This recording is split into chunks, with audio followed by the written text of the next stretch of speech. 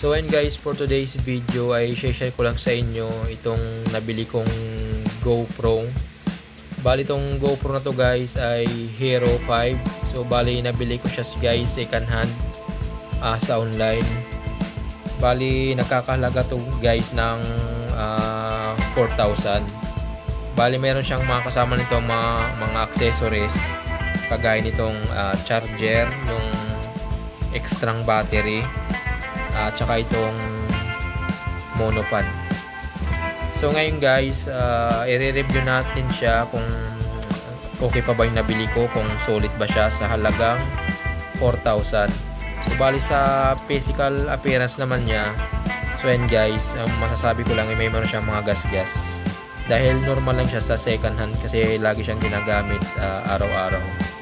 Pero yung importante dito guys ay nagana siya, pa-function siya lahat. So yan guys, bali open natin tong GoPro. So bali dito on ko lang. Ayan. Ayan, so yan guys, bali na-open na siya. So ayan. So bali guys, mamaya ay testingin natin to sa labas. Ilalagay natin sa motor. Check natin yung quality ng video niya tsaka audio. So bali dito guys, mayroon yung mga settings sa pagpipilian kagaya nitong pag nag-video ka, yan video. Tapos dito ay pwede ka pagpilian yung super view, yung wide, yung medium, linear tsaka narrow. So yun guys, bali pipiliin natin dito mamaya yung super view. Yan.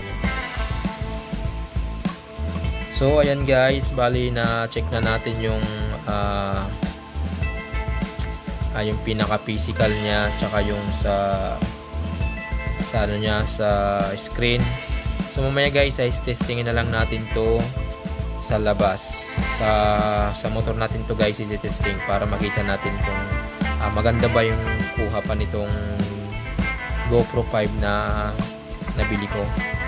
At saka guys, i-recommend ko kung pwede pa ba siya ngayong 2023 to 2024.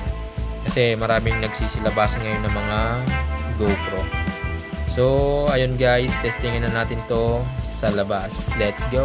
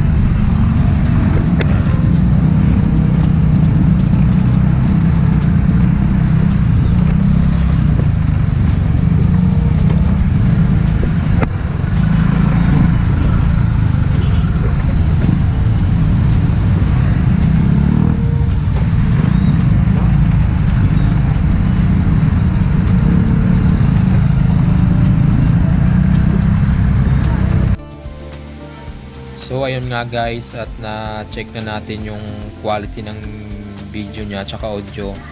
Bali na-testing na natin siya kanina. Bali yung settings niya nilagay ko sa super wide. So ayun, bali okay naman yung kuha ng ano niya. Okay naman yung kuha ng video. Wala naman problema. Stable naman yung kuha niya. Kaya lang yung ano ko lang guys, yung pinaka ano ko lang sa kanya, nakita ko lang na ano yung sa audio. Kasi hindi siya ganun ka-clear.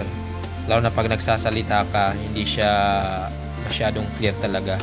So recommend ko talaga kung bibili ka nitong GoPro Hero 5, dapat yung may kasamang headset. Or kung wala man, pwede naman bumili ng headset nito sa headset adapter sa Shopee o kaya Lazada. Yun nga lang guys, ay meron siyang kamahalan. Nasa mga 2K plus siya. Pero kung makakabili naman kayo na meron ng headset na may adapter na, edi mas maganda para wala na kayong bibilhin, gagamitin nyo na lang. So ayan guys, no yung masasabi ko dito. Pero sa tingin ko naman okay pa tong GoPro Hero 5 sa 2024. Kasi okay naman yung quality ng video niya. Sa audio nga lang talaga. Pero kung may budget naman kayo, tas kung makakabili kayo ng second na mayroon ng headset adapter, hindi mas maganda. Okay naman to guys, wala namang problema sa GoPro Hero 5. Tsaka itong nabili ko guys ay okay naman siya, okay na okay siya. Okay lang guys na bumili kayo ng second hand, basta check nyo lang lahat. So ayun guys, thanks for watching. Yun lang yung video ko for today. Bye bye.